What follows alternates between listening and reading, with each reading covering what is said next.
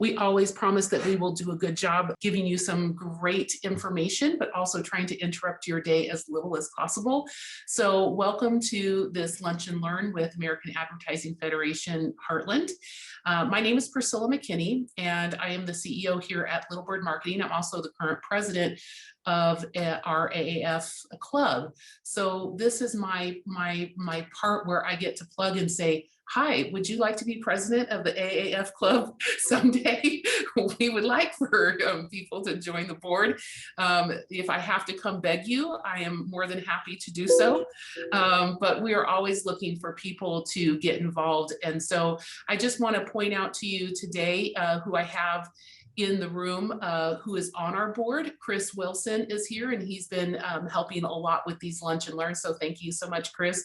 Katie George is here from Pitt State, along with Tracy Hughes. They really are doing a fantastic job. Not only Katie's helping me with membership, but also Tracy and Katie do a great job working with Pitt State and helping us with students being involved there. And we are really trying to get more schools involved and see the benefit of what happens here at AAF.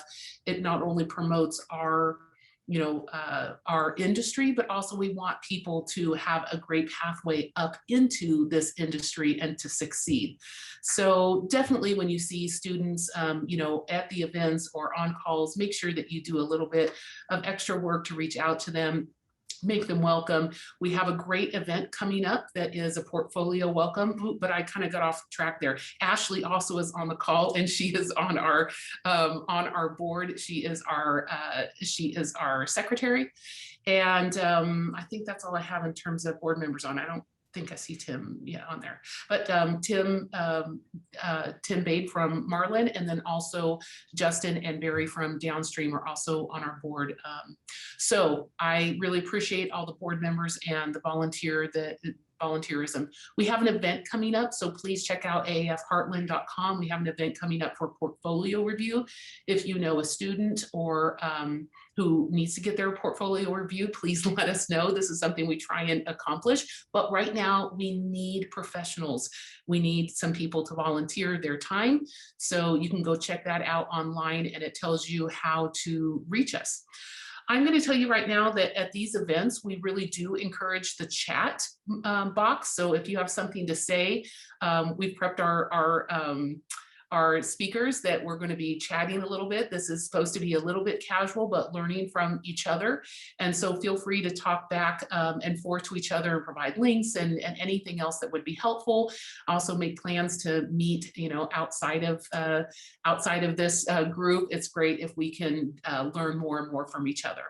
So, and also, yes, this particular event is brought to you by Little Bird Marketing. That's a little bit self-serving, but I did cough up the money for it. So just want to let you know, and also to give you a plug for that. If you would like to sponsor a Lunch and Learn event, we would really love your company to step up and help us do that, because this helps us with just defray some of the costs that we have. We're going to go ahead and load this up so people can see it online if they can't make it. But more than anything, we really want to be able to make this fun and energetic. And today we are going to give away a surprise prize. So I will do a giveaway item, and that's compliments of Little Bird Marketing, but I would love to have other people come, and we have a lot of Lunch and Learns coming up in the rest of this year. And if you would like to be a sponsor of that, then we would love to have you. Again, one last plug. If you'd like to be a member of the board, you certainly can make me beg. I will do that. So whatever you need. But without further ado, we have with us two people willing to give their time, their energy, their real absolute genius today. And we're going to hear from them. It is going to be a little bit more of a casual conversation. But today what we're going to talk about is the old school versus new school. Really, what is involved right now with digital advertising, and how do we get that in context with the goals that we have in our industry?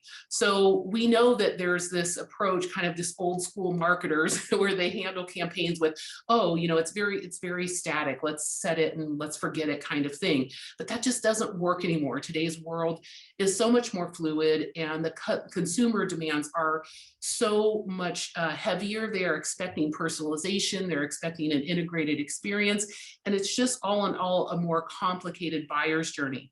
So we're going to ask our two speakers to converse back and forth about what it really means to integrate digital campaigns into this real life, into real world.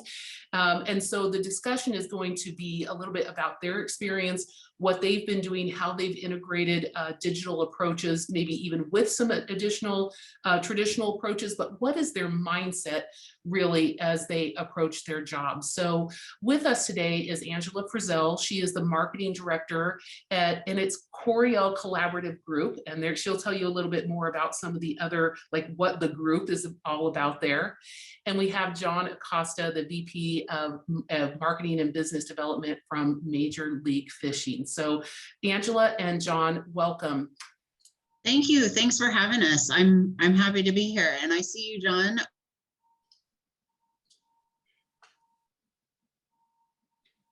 John? Sorry. All right, that's okay. You were on mute there for a minute. So, and you did change your name, so now everybody knows who you are. Thanks for having me. I'm excited to be here. I definitely see some friendly faces from past lives. So hello, ex-agency friends and Bass Pro friends, and it's just great to reconnect with folks and happy to be here. Awesome, awesome. Well, let's kick it off here with Angela. Let's kind of get the base of where you want to approach this conversation from. What is this departure from old school media and the digital campaigning that you're doing? Kind of set the tone for us for what you're doing at your group. So I wouldn't call it a departure. I think a lot of people are like, oh, I can do all of these things free, so I'm not going to put efforts into paid advertising, but you're missing out when you do the paid advertising. I come from a background, I started in digital marketing specifically in 2010. So it's changed a lot since then, but I had so many clients at that time who were coming on board and just saying, hey, I'm shutting off everything and going strictly digital. And they lost so much market share. But of course, it depends on your industry and where you're coming from, and whether it's a brick and mortar or whether it's a multi-location, and who you're trying to reach. So that's my experience. I'll give you a little bit of background about where I'm at now. So Coriel Collaborative Group is 5 businesses under one umbrella. Our main business, and one that you may be familiar with if you're in the Springfield, Missouri area, is TLC Properties. So we have over 30 apartment complexes that we manage, and it's my job to get the leads to those apartments, and then it's the property manager's job to take those leads and make them into new residents. So I do a lot of geo-targeting, geo-fencing. We use a lot of paid advertising depending on what our audience is. So we've got 55 plus, which are the older demographic, and we got a younger demographic. And it really depends on who we're trying to market to, where we're marketing. That's even online, you market differently to those different audiences. And I can see by the pictures that I'm looking at right here, I feel like we've got a good mix of experienced and some newer people to the marketing or design industry. So I'm really open to what kind of questions you have. I'm going to throw it over to John if you want, Priscilla. Yeah. So John, tell us like where you're coming from. So, and as we are working on that, like Angela said, this is meant to be casual. And so if we have questions, I'll be watching the chat, and we can add those, but I also have questions for them. We really want to, hear their current experience. So John, where do you come from this? Sure. Thanks again.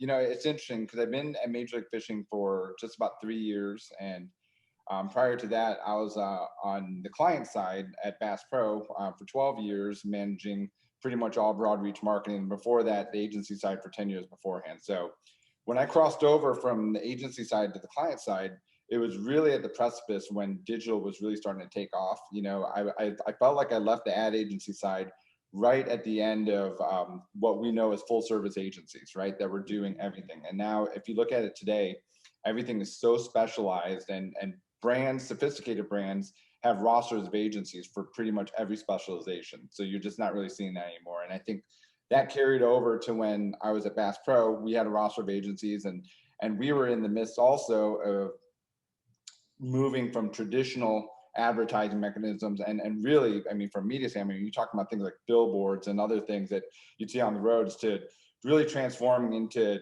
a more of a digital lifestyle brand. We did a lot there, but then when I came to Major League Fishing, we were a TV show property in a sports league, but we were very, very good at traditional linear TV. And I think what has happened is we launched the Bass Pro Tour about 3 years ago and became a full-fledged tournament circuit. And since then, we've consolidated the industry by acquiring one of our largest competitors. And pretty much overnight, when we launched the Bass Pro Tour, we turned into a full-fledged digital property. And I think part of that was going live with our events and live streaming. So now the fact that you can have an event and watch sports anywhere based on your phone, wherever you are at any point, it's been totally transformational. On top of that, what we do is to find balance between all of the normal traditional advertising things you do, as well as from a media standpoint, but then also have building out a really big digital expertise. So where we're at now is they kind of live together in a lot of different ways, you know, because I think every touch point is different. And we just feel that you've got to touch a consumer at least 3 different times before you can get them to convert in any way. But we've got a whole digital group that's set up that, you know, handles our website, social, everything else. But one of the biggest things that we have done as a league that I think is creating some separation for us is our focus on paid social.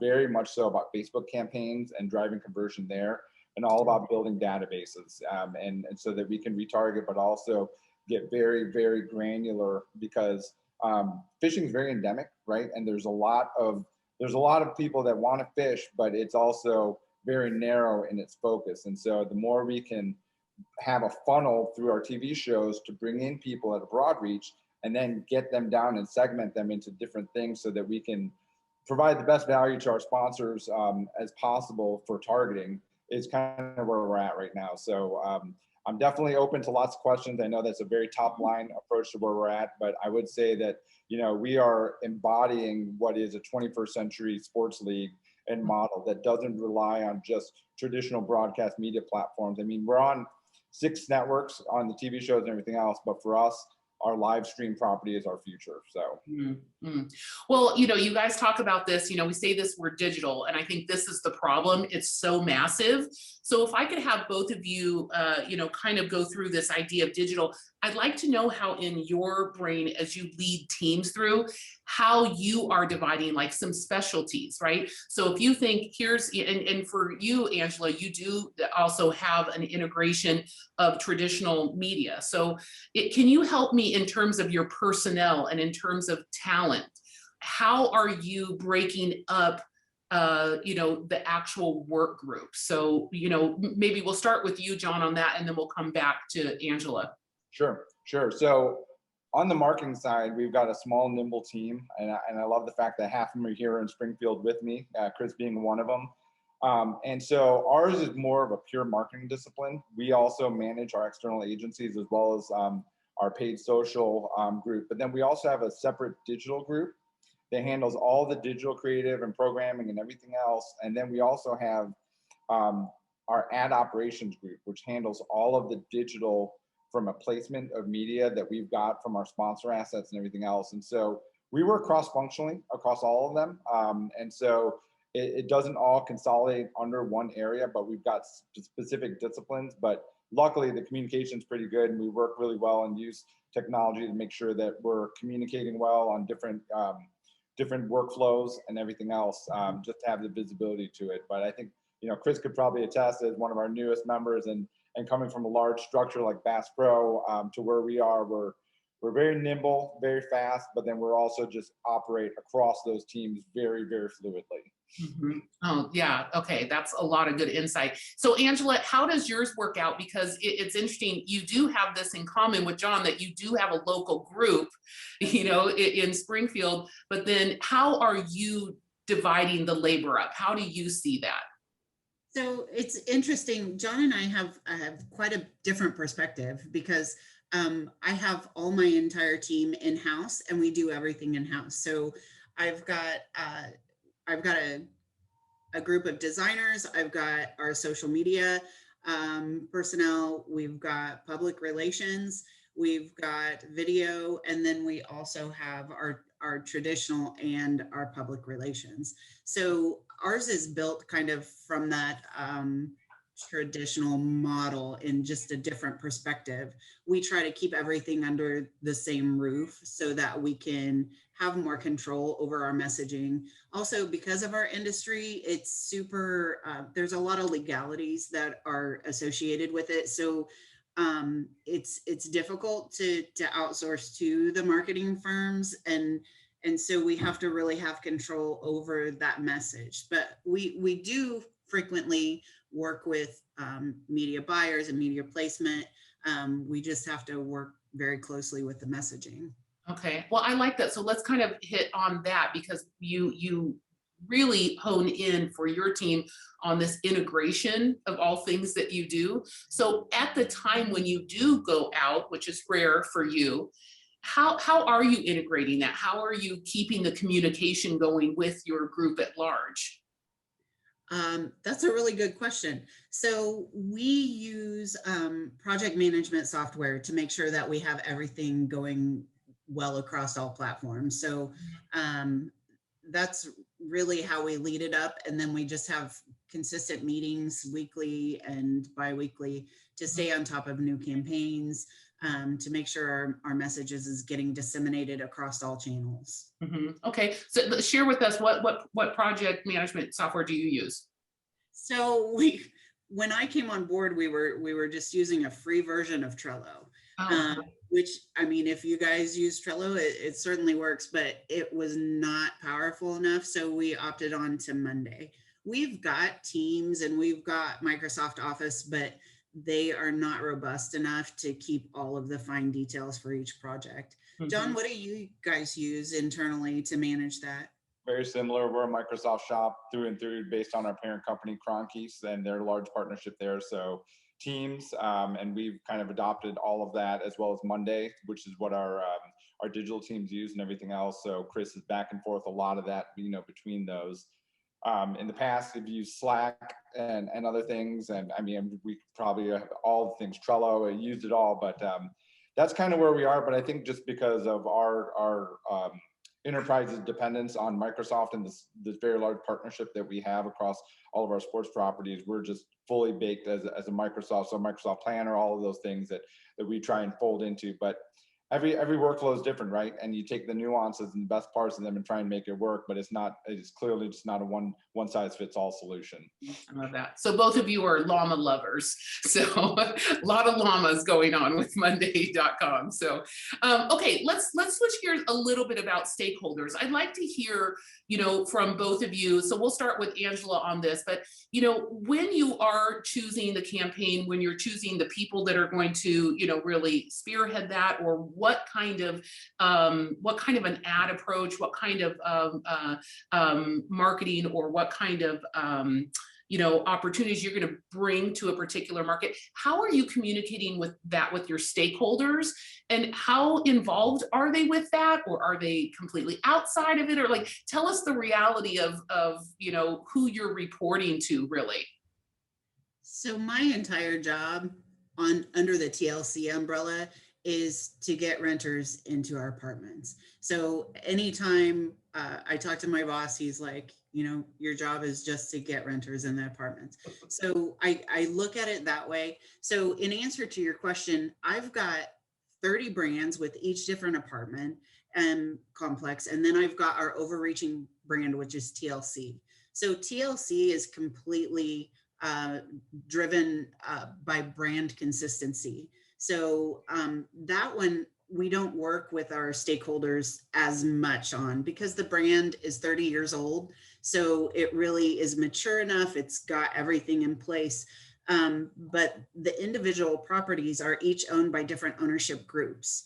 And communicating to those stakeholders what's going on within those properties is all dependent on those leads and whether or not we're getting the leads in and whether or not those leads are transforming into actual renters.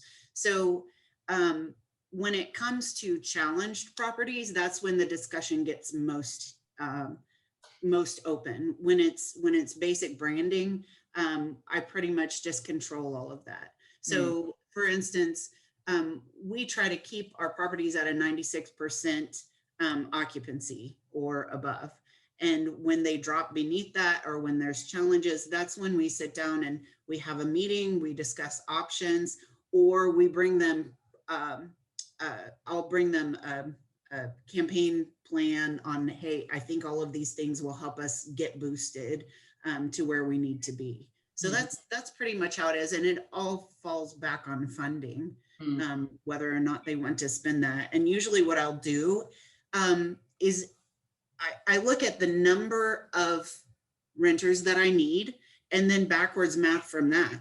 So our average transformation or opt-in is if we get a 7% from lead to actual renters, that's a really good number. So I think, okay, if I need 7 residents, then I'm going to have to pull in 100 leads. I mean, just look at it that way. Of course, the numbers are much bigger, but if you want it absolutely simplified, that's how I look at it.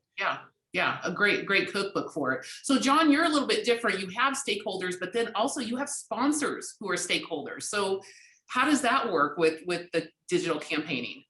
Yeah, we serve multiple masters for sure. And for us, it's really interesting coming from where I was in retail to Major League Fishing as a sports property. We have a much narrower focus, and so much is about generating eyeballs and impressions, throughout all the media properties we have. Because I think that we're a little bit backwards in that we're a media property first and foremost that got into the tournament business versus the other way around, and so it's interesting. And the fact that we're a startup in some ways, but we've got the juice and backing of Kroenke Sports Entertainment, plus all of our prior experience developing TV shows and everything else.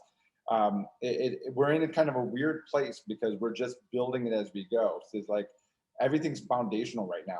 Like we just launched our first brand campaign. We've got a team of 6 people, on the marketing side that we all work together on everything. And we prioritize projects based on prioritization that comes from the executive leadership team, which I'm a part of, to define what the business needs at that moment. But it's been crazy, especially on top of what we were dealing with last year with COVID, as we're trying to start up this new league. And so we've had more than our fair share of adversities. But in terms of workflow, when we define what we need, we try and take an agency approach. We're not starting work until we plan the work and work the plan. So we're writing creative briefs. We're trying to get down to the exact, distill down to the one unique thing that we got to make sure that we get across from a messaging standpoint and develop that hierarchy. And then we do the touch point planning, right? Where does it make sense? Is it through our linear means? Is it through the TV properties that we have in the traditional TV media? Or is it digital, social, everything else? More times than not, the programs that we work on, span all of those different things. We have another layer too that's really interesting from the digital side, because one of our sister companies, Outdoor Sportsman Group, which is Outdoor Channel and Sportsman Channel, we work closely with them because they're half owners in our business. And so leveraging their digital assets for social promotion, a lot of the messaging that we have is what we call tune-in messaging, right? We're trying to get people to tune in to watch the TV shows on one of our 6 networks or watch the live stream. And so all of those things come into play.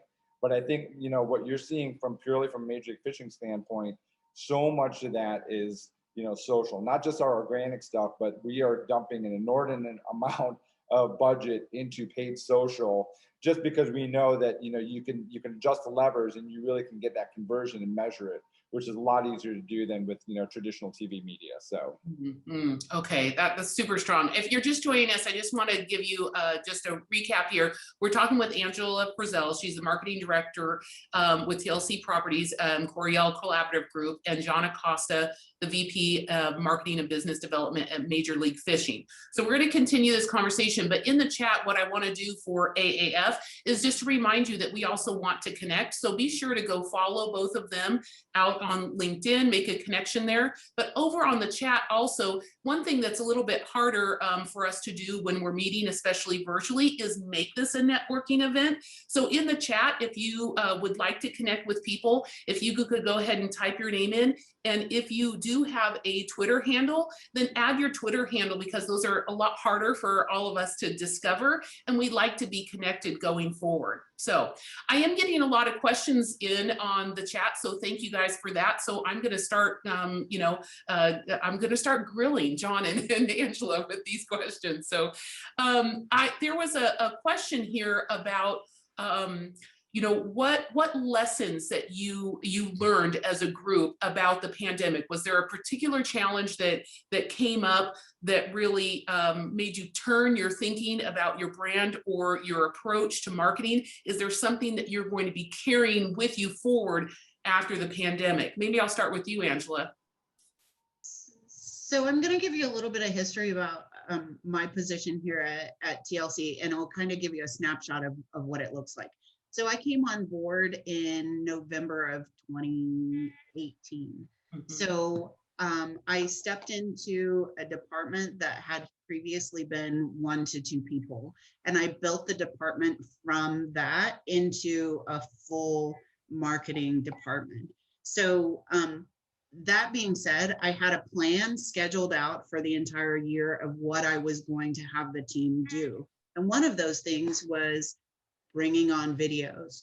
Historically, we had no videos. So think about this. We're a property management company. There's no videos online, and we had to shut our doors. Nobody could come into our apartments. Nobody could walk through the apartments. So here we are, closed down, no videos. So immediately we had to pivot and get all of the team on board, making sure that all of our digital spaces were filled. And previously that was something that I had scheduled, like planned out for the entire year. And instead I had to condense that down to a month. Wow. So, it took, we were great about getting it up. It was just, it was a challenge. And then our operations team on top of that, how they had to change all of their communications and make sure everything was going out via text or email. So it was quite a challenge just to change our entire model within that short time period. Right. Wow, that's pretty crazy. John, what about you? Anything that you learned that you're gonna take forward with you? Yeah, it was very interesting because we had, during COVID, it had such an effect on our business, not only from sponsors needing to roll back or get out of deals just because of just the lifeblood of their business and the extreme effects of it, but also we had so much dealing with because of manufacturing issues, right? Because no one could, we built all this demand for this sport. And not only that, fishing was like the perfect social distancing sport. So it went crazy during COVID, but no one could keep up with the demand or supply it because of all these manufacturing restraints. Beyond that, we had to rebuild our business because of it. I think one of the biggest things that, just in a quick snapshot, was if we were going to be at a pro level and have the best anglers compete at the highest level, typically in tournaments there are entry fees that you have to pay, anywhere from $40,000 to $50,000 a year to participate. We were a no entry fee league, and that was massive, transformational for the industry. However, because COVID just wrecked everything so hard and was such a significant impact to everything that we were doing, we kind of had to tear the business apart and rebuild it from scratch. So, we went to entry fees this year. We had to do a whole bunch of other things to just, and of course, we weren't immune to staff reductions or anything else. So it was really hard, especially when you're already, bootstrapping and trying to run with limited resources as a startup. And so I think some of the things that we learned were just the resiliency and just knowing that there's always going to be better days ahead. And I think the best way to plow through adversity is go straight through it and just deal with it. And luckily we have an executive leadership team that doesn't, that's on the same page, that can talk about those things and get real about it and not really have any agendas other than doing what's right for the business. Now, again, because we have a large holding company, Kroenke Sports Entertainment, that was, has a big ownership in us, we were also always going to be financially viable, but it really forced us to rethink through the whole business. And I'll tell you, the business looks a lot different than it did 18 months ago, but I think that's a good thing. And we're starting to circle back through some other things, but we've made tremendous investments in digital. And that was one of the things that we knew, but purely from a staffing standpoint to keep up, because to Angela's point, we have the opposite problem. We have so much content, right? I mean, we can't, there's not enough we can do with it. It's about finding the distribution platforms for them, right? And where to go and how to do that, or being able to keep up with just, having enough people to edit and do those things that we need to do on top of covering, live events. I mean, we have over 200 events a year now. So we are all over the place with this. And I think that that's going to be the biggest thing that we learned is, from last year until where we are now, is just the human capital aspect of our staff and just the bandwidth of what is realistic about what people can do versus having this expectation that we can just boil the ocean all at once, which we can't. So right. It's interesting. During our ad awards this year, we had a quiz, and one of the questions was how many hours of footage was actually watched for Nike to create that 1 30-second spot that they did, where, I don't know if you remember it, but like it was an old photo of, like, let's just say, an old sports team, and they're all of their hands were up together, and then they got a modern picture of exactly the same thing but a mirror opposite, and it was kind of like a coming together of the old and new. It was a really clever ad piece, but a team watched over 4,000 hours of footage to make that 1 30-second spot. And so I feel your pain. I understand where you're coming from when you do have, when content is, as plenty and ubiquitous, the editing issue is a challenge. Well, let's talk one other thing about, what's happening after, in the future here. Now, Angela does, traditional and does digital, but one of the questions that came in was, from a digital media buying standpoint, how is your team preparing for a cookieless future? Has this been a big topic of conversation? Do you feel like you have it handled? What kind of tactics do you think you're going to employ to deal with that issue? So Angela, you want to take that first? That's a tough question. I don't know that I'm prepared to answer that. It's one thing that I've learned about digital advertising is you have to be nimble. You have to be able to change on a quick, you see the changes coming and you try to prepare for them, but you never exactly know what it is to do. It's a lot of testing. It's a lot of, moving things around and making and watching the back end or watching the numbers to see if it's working. So that's what we're experiencing. And right now we're working and focusing back on our SEO and focusing back on, that where we originally came from by getting everybody online and doing digital advertising and just focusing on those efforts. Okay. Anything to add to that, John, or are you guys No, taking? it's funny because I don't think I can answer that question with any good insight, but I will say very similar mindset that Angela has and the way she's approaching it with digital, because you can be so nimble and fluid and you can touch. We have the mindset of always testing and learning, right? And no matter what, it just doesn't matter because you can move so fast and pivot on all of that. And so, we're constantly looking at, the next things that we're doing. Like one of the big things that is a huge opportunity and platform for us is online gambling and betting and other things within our sport. And so we're like, that's an area of intense focus for us. But we're even looking at things that are happening, like what you're seeing with NFTs and NBA Top Shot and all of these digital assets and how it's, attached to blockchain and things like that. Those are the things that we're trying to find out that are transformational to us, that are the big nuggets that are out there. I'd say a lot of the things that like what we're talking about in terms of blocking and tackling for digital, we're always on top of it. But the thing is, because we're kind of siloed in a different way, because we've got the ad op side that works with sponsors on their digital assets. We've got a digital team that creates content and publishes that, on an ongoing basis. And then we've got the marketing side where we're managing agencies in digital for brand awareness and conversion and other things that, is it the best structure? I'm not sure. It works for us right now, but just like anything else, we continue to evolve and And I could see a point where some of that stuff gets consolidated in the future, just because as you grow, you got to have a gatekeeper that can have oversight for consistency and integration. Mm-hmm. Well, Angela, that kind of brings me back, like to talk about consistency and integration. It brings me back to the point that you made at the beginning. You really do have the both approach, the traditional and the digital. And so you're really still managing, both worlds and having to integrate that. What else would you put on top of that? Like, how can you give us some ideas about what kinds of things you're saying yes to in traditional advertising you think is still working and why you don't go away from it? So that's a good question.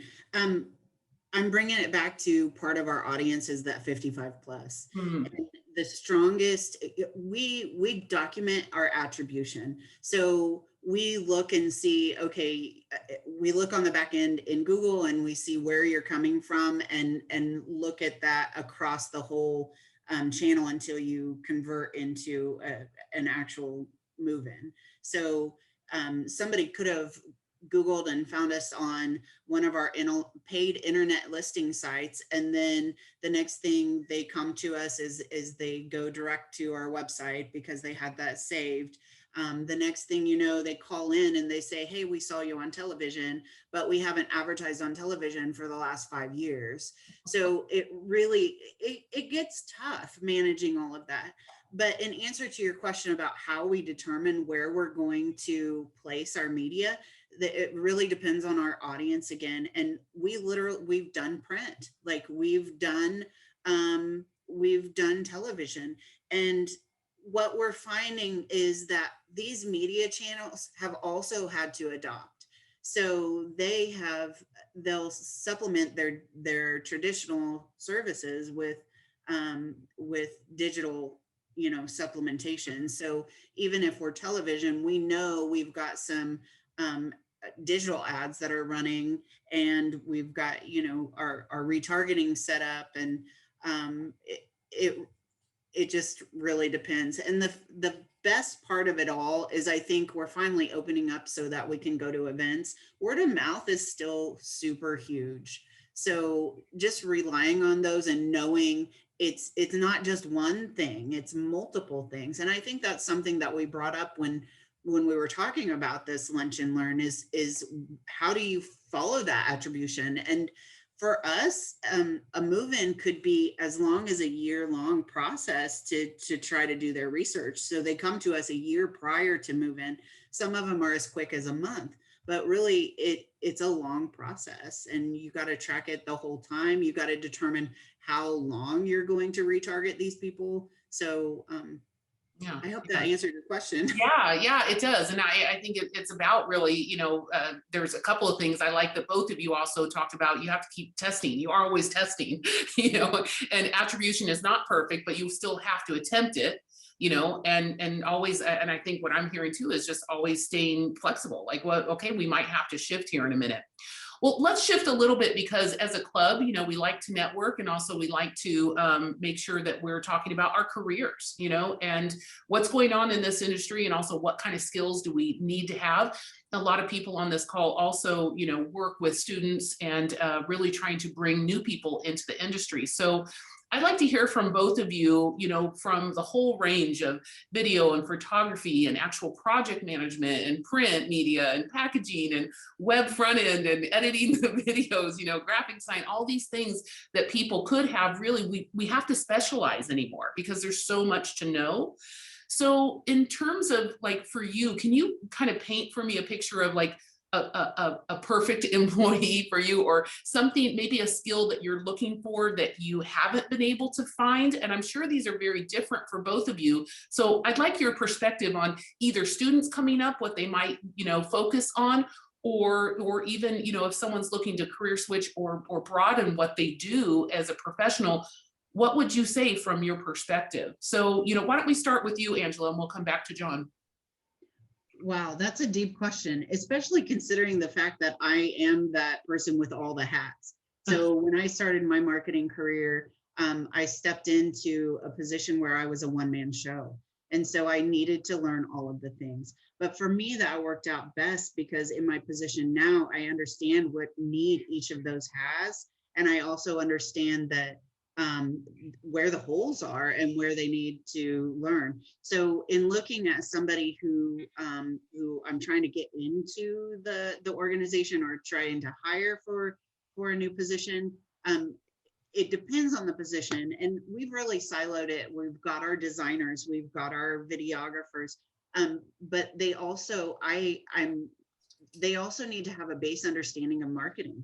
Like, what is the purpose of your design? What are you trying to pull out of that design? And initially, when I came on board, there wasn't that base understanding. So it was a lot of educating the actual employees that we currently had. And then when we hire somebody on, making sure that they learned as they went. So it's a constant learning. You can't just get your degree and move on. It's constantly understanding what you're doing within your position. Right, right. Yeah, that's great perspective. What about you, John? Is there something in particular you're looking for or frustrated that you can't find out there? Well, for me, the way I look at it is, depending on the position that you have, there's going to be some sort of specialization, right? It could be, if it's graphic design, if it's video, content, anything else. But I built a lot of teams and managed a lot of teams throughout my career. And Chris has heard me say this, and I say it all the time to my team, big or small. I want to build a team of Swiss Army knives, right? That have lots of capabilities and do a lot of things. And I'm less concerned about what your specialization is in, but I think that's a table stake based on job description that you even get to the point of having that conversation. But to me, the idea always leads first and foremost. And the way I try and run my team is that good ideas come from anywhere. And I'm more interested in your background and what transferable skill sets are, right? And I think that there's some technical things that you got to have based on the position, but overall, if you come into my marketing team, you're going to be expected to do your specialization, which is PR or whatever, but you're also going to be working on marketing integration projects across everything, right? And I think that does two things. One, it allows everyone to contribute and be a part of it outside of their own functional areas. But beyond that, I think it just provides a lot of growth opportunities. Like, for example, Chris, when we were talking about him joining us, he's clearly a creative guy by nature, but we had lots of long discussions about what he wanted to do in terms of the marketing discipline and the other things, the strategic creative and all these other things that he wanted to do. It's like, this is opportunity right here. And so I look for that, as much as anything else. And I think that might make me a little bit more picky, than others. But I think that I've always liked to shuffle the deck anyways and move people around in different things, just because I think it breaks up the monotony. And so you just got to get, A players that are high potentials that that can be adaptable. That's really what I look for. Mm-hmm. It just because we are just appreciative that you both would take your time. Is there a position you're trying to fill that you're desperate to pitch it out there? I don't have a position open at this point, but as we continue to grow and evolve, we're always adding positions on a yearly basis and trying to figure that out. Like, one of the things that we're dealing with right now is we're doing a heavy Angela mentioned events are coming back. There's a heavy emphasis on activation at all our events now, and really trying to manage that, where we weren't doing that since the genesis of the Bass Pro Tour. So that's going to be an area of focus that we're going to continue to look at and try and figure out and build out. But right now, we're just doing it all hands on deck internally right now. But the future is bright, and we definitely will have opportunities in the future. Awesome. Angela, how about you? Anything you're desperate to grab out there? I just filled my social media position. So we are growing, though, same as John. Like, all of these changes are coming on board. We're expanding outside of our region. And so as we grow, we're adding new people on every year. And it really depends on where that Swiss Army knife, works for us, right? And I think as you grow, you kind of make those adjustments and make adjustments accordingly. Mm-hmm. Awesome. Well, we cannot just, thank you two enough. It's so cool to see what's happening, homegrown, how we have such smart leaders in the advertising and marketing area. And then I truly believe that, collaboration is the new competition. I want this whole club to work together. So if you have additional questions for John or for Angela, please be sure to connect with them on LinkedIn, and, and be sure to also please thank them for giving us their time and their expertise. So just just to kind of end, again, I'm Priscilla McKinney with Little Bird Marketing, and I am the current president with AAF, but I am like putting out my begging status for people to join the board, just because we want to be a vibrant organization. We want to have these amazing conversations and really be able to, you know, innovate, and we want to do something significantly good for our region here. So please get involved, find out what other events we have coming up. I'm going to give one last plug. If you are creative and could possibly give any of your time, we have a portfolio event coming up,